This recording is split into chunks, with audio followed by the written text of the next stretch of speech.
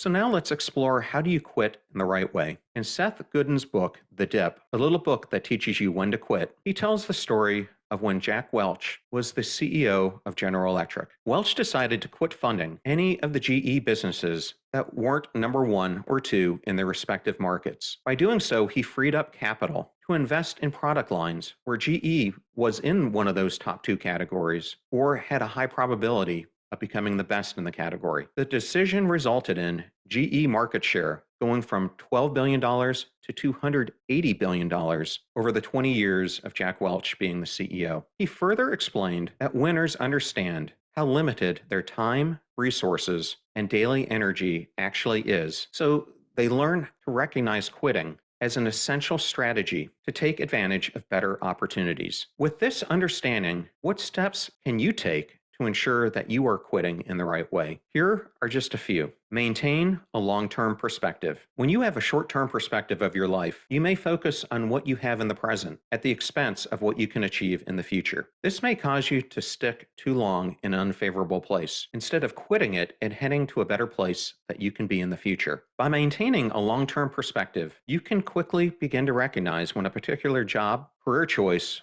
or relationship, whether that's with a loved one or a friend, will not be beneficial to your future self, and therefore recognize when to best quit it. Next, decide ahead. The right time to decide when you should quit is before you get into a situation that prompts you to quit. Because at this time, your mind is clear and you can carefully make the choices that will protect not only your values and happiness, but will also prevent you from making rash decisions that are based on either doubts or sentiments. Next, focus on the goal. Your goals can be fixed, but the means to reaching them can change. Let's take, for example, that you want to get fit and you start cycling to do so. Then, as you start cycling, you realize that you begin to feel constant pain that's in your knees due to a condition that is aggravated by cycling. In this case, the right thing to do might be to quit cycling and find another exercise that will still help you attain your fitness goals. By focusing on your goal, you will quickly realize when you should quit a particular path because it might have adverse effects and follow a new one. Next, seek counsel from others. In her book, Quit, The Power of Knowing When to Walk Away, Annie Duke talks about the role of a quitting coach to help you make firm decisions on knowing when to quit. This quitting coach could be a parent, a mentor, a friend,